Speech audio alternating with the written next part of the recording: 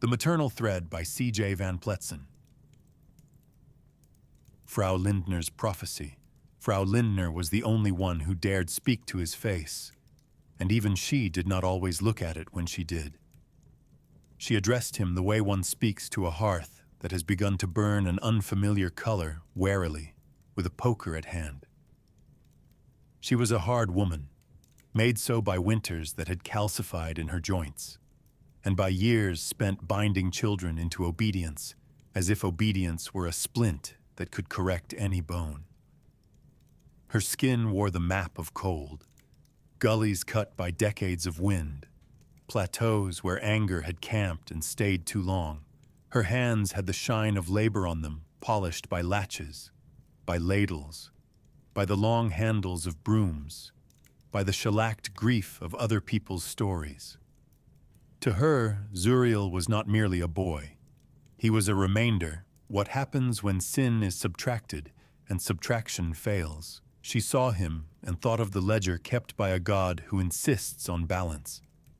Perhaps she had been gentle once. Perhaps she had sung to a child who did not live, or waited for a letter that did not come. Hardness is often a museum for tenderness. But whatever had softened in her no longer ran the orphanage. The keys did. That night, the corridor between chapel and yard smelled of candle ends and damp wool. The chapel door swung on its hinges with the etiquette of an elderly usher, slow and exact. The crucifix above the altar had learned over the years to watch without blinking. A draft entered and made a ceremony of leaving. Zuriel was there because he had nowhere better to be, and because the threshold between prayer and sleep was his favorite border. She locked the chapel with the attention of a woman who understood that doors are not merely wood, they are sentences with clauses that must be punctuated correctly. The ring of keys chimed a small litany: warded, tumbler, deadbolt, latch saints of the mechanical church.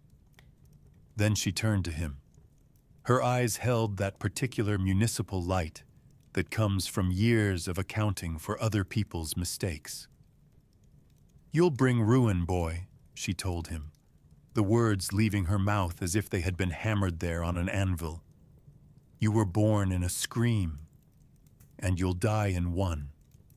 The sentence struck him not as a threat, but as a weather report delivered in a voice that had known many winters. He felt, briefly, the humiliating tenderness of wanting to laugh because prophecy, when announced by a woman holding keys, has an absurdity built into it, like thunder in a pantry. But he did not laugh. Humor should not be wasted on the sacred, even when the sacred arrives wearing a housekeeper's apron. He met her eyes without blinking. He had learned, in the alleys and in the yard, that blinking invites negotiation. He considered her judgment the way a surveyor considers a horizon, measuring, noting, reserving the right to revise the map later. He thought of the scream that might have attended his first breath, the midwife's version, like forgiveness, and the orphanage's version, like a string snapping under a violinist's last stroke. He thought of the mark under its strip of cloth, of the priest's flinches, of mud drying in the shape of hands, of the boys outside the bakery who had been drafted into the Empire's favorite war, the War of Names. He thought of the walls at night, settling into their history like kings into thrones that did not fit as well as they pretended. "Everyone dies in a scream," he said. It was not defiance. It was grammar. If birth is a cry that announces a treaty has been broken between soul and silence, then death is the final clause, the signature, the seal pressed into warm wax. Some screams are extravagant. Some are small as a last breath. Some never leave the throat and still make the room tremble. He believed this without drama, the way one believes in gravity once one has fallen. Her hand trembled on the keys. It was a small tremor, but small tremors topple chandeliers if given enough time. Perhaps she had intended to frighten him into shape. Perhaps she had hoped the sentence would fall on him like an iron yoke and tame his spine. Instead, it discovered a neck that refused collars. She looked at him and saw not disobedience that would have been a mercy, but inevitability. And inevitability is a thing older women respect even when they despise it. Behind her, the chapel held its breath. The votive candles made their minute flames into punctuation marks, commas wavering in a sentence none of them could finish. The crucifix kept its counsel. Out in the yard, a stray gust rehearsed the sound a crowd makes when a speech begins, and it suspects the speech will matter. She never looked at him the same way again. Before that night, she had seen him the way a magistrate sees a case file, facts, dates, a tidy irritation. After, she saw him the way a sailor sees a change in wind, not yet a storm, but the stern correction of direction that requires ropes, shouts, and prayers not printed in any book. She docked her words around him more carefully. She inventoried her temper before spending it in his presence. It was not fear, exactly. It was homage to a law she had not written. For his part, he went to bed that night with the sentence wrapped around him like an extra blanket. Scratchy, necessary, smelling faintly of iron keys and tallow. He lay listening to the building's bones creak as they arranged themselves for sleep. And he understood that prophecy seldom arrives dressed as a revelation. Most often it comes as a woman locking a door, telling you a truth you already knew, and didn't want named, and handing you, in the tremor of her hands, proof that naming has consequences. He thought, briefly, almost kindly, of the word ruin, how it sounded like a church without a roof, how it let the weather in so the light could kneel on the floorboards, how some structures stand upright for centuries and never learn anything, and others fall open and begin to speak. If ruin awaited him, perhaps it would be that kind, the dismantling that lets the sky in. The thought did not comfort him. He distrusted comfort. It always arrived with a receipt. He turned on his side. The mark under its binding warmed, then cooled, then did something he could only describe to himself as listening. Somewhere out in the city, a patrol changed shifts. A bell declared the time with the certainty of a bureaucrat. A dog barked twice at a philosophy and gave up. He slept without dreaming or with too many dreams to count, and woke knowing only this, that the sentence had been issued and that he had been made its subject, not its object. In the gray of morning, when boys queued for washwater and epistles, he caught a glimpse of himself in a warped brass tray. The reflection made him older and younger at once, turned his mouth ironic, and put a paper crown on his head, which he removed. He tied the cloth around his wrist and stepped into the day as one steps into a uniform that does not quite belong to him, but will, if worn long enough, remember his shape. The keys jangled somewhere behind him, practicing their tired hymn. The door to the chapel clicked, then caught, then yielded. The empire stirred its breakfast, and in the little country just behind his ribs, a new geography began to draft itself. Coastlines of vow, inland seas of silence, mountains named for things he had not yet done. He would one day discover whether ruin was a destination or a method. For now he had chores, and chores, like prophecy, are best performed without theatrics. Dreams and echoes. By 14, the dreams began. Not the thin nightmares of childhood, where wolves chase and mothers vanish, but visions sharpened like steel drawn from fire. They arrived uninvited, yet with the ceremony of envoys bearing messages he did not request but could not ignore. Sleep was no longer refuge. It became a tribunal. In them, he saw rivers turn to blood. Not the simple red of spilled wine or the garish stain of dye, but thick, metallic torrents that reeked of iron and sacrifice, carrying the drowned bodies of fields and memories alike. He saw cities collapse in fire, towers that had boasted of permanence bowing at last, timbers snapping like bones, stained glass liquefying into molten tears.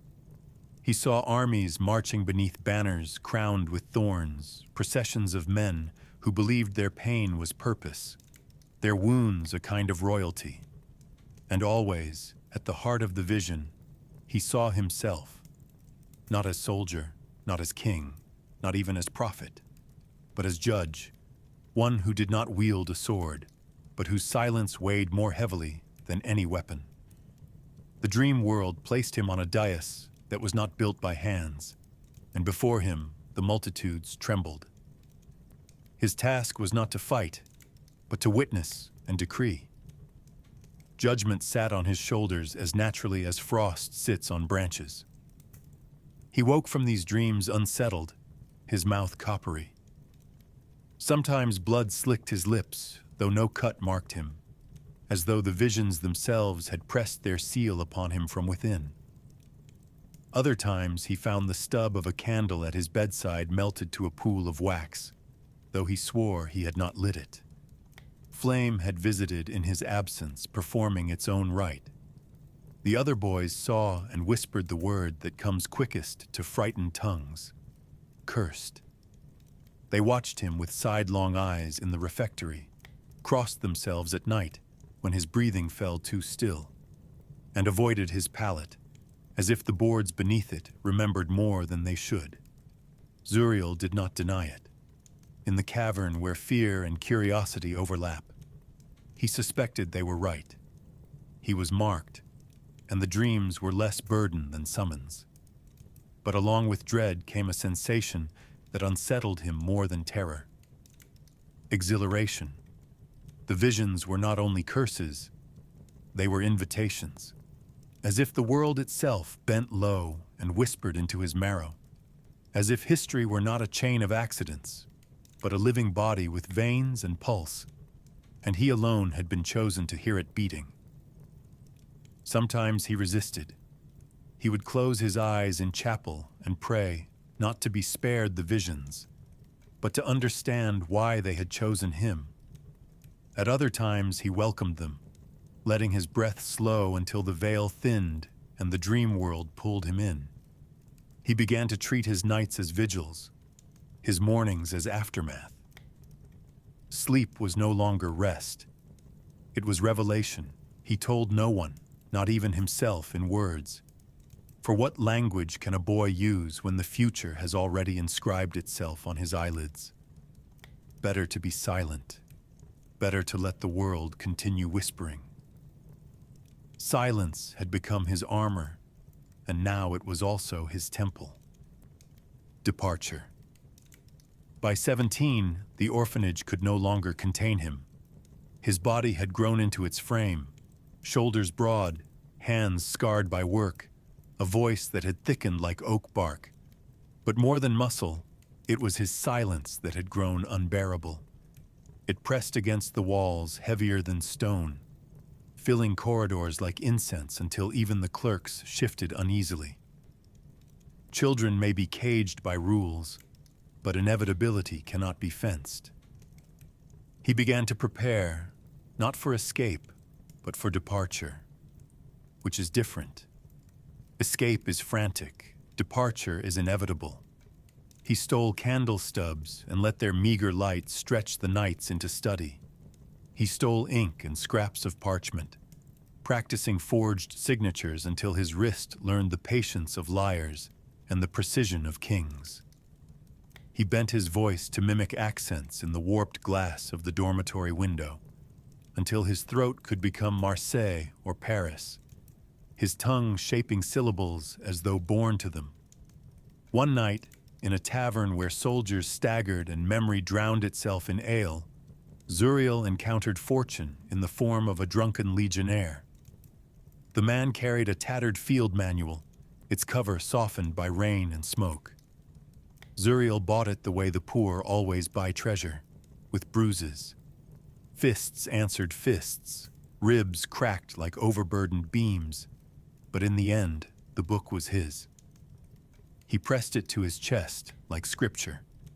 Every diagram of formations, every line about endurance, every sketch of terrain was worth the pain. He had acquired more than a manual. He had acquired a grammar of survival. By winter, the decision was ripened. February 1911 draped the city in fog, a gray baptism. On a morning muffled in silence, he walked to the gates of the orphanage with a knapsack light enough to mock him, and a forged French identity folded in his coat. The gates had opened for many before him, boys sent to farms, to armies, to graves, but for him they opened as if recognizing something overdue. Before he left, he sought out the priest. The man smelled faintly of wax and dust, the two oldest scents of churches. Into his hand, Zuriel placed a sealed letter. The wax was crude but deliberate, the seal unmarked. The priest, accustomed to confessions, asked questions. Whose letter? To whom? What should he say if asked? Zuriel's eyes silenced him. There are moments when words are not currency, but theft, and this was one of them. The envelope bore no name, only a single line written in his careful hand. Your blood runs in me. That is enough. He left it behind like an altar offering, or perhaps like a challenge. Let the words find their way to the one who needed to hear them. The gates closed behind him with a groan that sounded almost like relief. Potsdam shrank into mist, the spires and chimneys dissolving, as though the city itself conspired to forget him. He did not look back. To look back is to invite the past to argue. He had already settled accounts. The ghost of Potsdam departed that morning, walking with measured steps into the fog. And though he carried only a knapsack, a forged name, and bruised ribs, he bore with him something far heavier, the silence of 17 winters, the mark that refused erasure, the whispers of walls and dreams, and the first breath of prophecy that had begun to speak his name, the echo. The train carried him westward, away from Berlin, away from Potsdam's narrow alleys and disciplined courtyards, into a country that blurred itself in mist and memory. Iron wheels struck the rails with a rhythm older than music, a relentless hymn to departure. The car swayed like a tired priest intoning his final litany, and each jolt reminded Zuriel that the world beneath him was not earth, but a contrivance of men, a narrow thread of steel pulled taut across nations.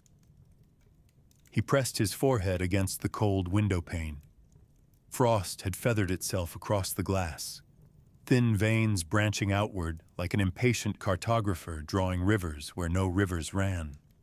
The world beyond appeared ghostly, fields spread in frozen sheets, birches trembling in silence, smoke lifting from cottages in fragile spirals that rose and vanished into fog.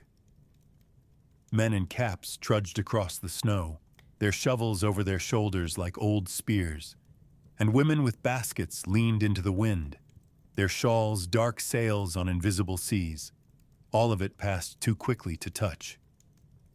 He watched it blur, a procession of lives receding behind him, even as they unfolded in their own stubborn present. The carriage smelled of wool dampened by weather, of coal smoke that had slipped inside, of breadcrumbs ground into wood. Opposite him, an old woman fingered a rosary, her lips moving silently, her eyes glazed with a faith that no longer required sight. A soldier in the corner slept with his mouth open, dreams marching across his face like regiments unseen. A child dozed against his mother, lulled by the rhythm of wheels. They were ordinary travelers, each wrapped in the blankets of their small burdens, each heading toward destinations that had addresses.